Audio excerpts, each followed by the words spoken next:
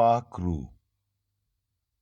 ਯਸੂ ਨੂੰ ਅਸਮਾਨ ਉੱਤੇ ਗਿਆਂ 10 ਦਿਨ ਹੋ ਗਏ, ਪਰ ਯਸੂ ਦੇ ਸ਼ਾਗਿਰਦ ਯਰੂਸ਼ਲਮ ਵਿੱਚ ਹੀ ਰਹੇ ਤੇ ਪਾਕ ਰੂਹ ਨੂੰ ਉਡੀਕਦੇ ਰਹੇ, ਜਿਹਦਾ ਵਾਅਦਾ ਯਸੂ ਨੇ ਉਹਨਾਂ ਨਾਲ ਕੀਤਾ ਸੀ।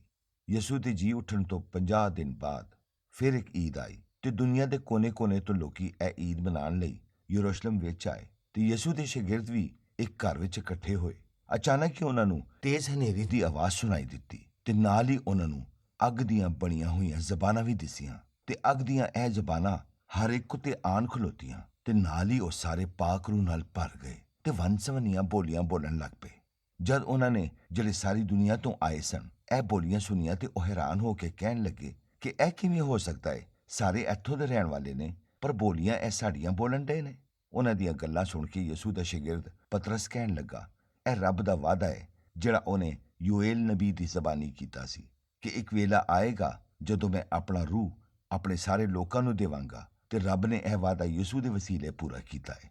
ਉਹੀ ਯਸੂ ਜਿਹਨੂੰ ਤੁਸੀਂ ਫੜਵਾਇਆ ਤੇ ਮਰਵਾ ਦਿੱਤਾ, ਪਰ ਮੁਰਦਿਆਂ ਵਿੱਚੋਂ ਜੀ ਉੱਠ ਕੇ ਉਹਨੇ ਦੱਸ ਦਿੱਤਾ ਹੈ ਕਿ ਉਹੀ ਨਿਜਾਤ ਦੇਹਿੰਦਾ ਹੈ ਤੇ ਹੁਣ ਉਹ ਨਿਜਾਤ ਦੇਹਿੰਦਾ ਰੱਬ ਦੇ ਸੱਜੇ ਹੱਥ ਬੈਠਾ ਹੈ ਤੇ ਉਹਨੇ ਇਹ ਪਾਕ ਰੂਹ ਘੱਲਿਆ ਹੈ। ਤੇ ਇਹ ਜੋ ਕੁਝ ਤੁਸੀਂ ਵੇਖਦੇ ਤੇ ਸੁਣਦੇ ਪਏ ਹੋ ਇਹ ਪਾਕ ਰੂਹ ਦੀ ਕੁਦਰਤ ਨਾਲ ਹੈ।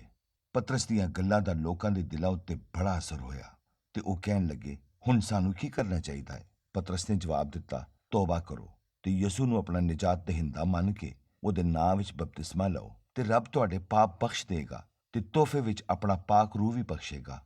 ਤੇ ਇਹ ਵਾਅਦਾ ਰਹਿੰਦੀ ਦੁਨੀਆ ਤੱਕ ਜੱਗ ਦੇ ਸਾਰੇ ਲੋਕਾਂ ਨਾਲ ਹੈ। ਪਤਰਸ ਦੀ ਗੱਲ ਸੁਣ ਕੇ ਬਹੁਤ ਸਾਰੇ ਲੋਕਾਂ ਨੇ ਯਕੀਨ ਕੀਤਾ ਤੇ ਤੌਬਾ ਕਰਕੇ ਯਸੂ ਦੇ ਨਾਂ ਵਿੱਚ ਬਪਤਿਸਮਾ ਲਿਆ ਤੇ ਯਸੂ ਦੇ ਪੈਰੋਕਾਰਾਂ ਵਿੱਚ ਸ਼ਾਮਿਲ ਹੋ ਗਏ।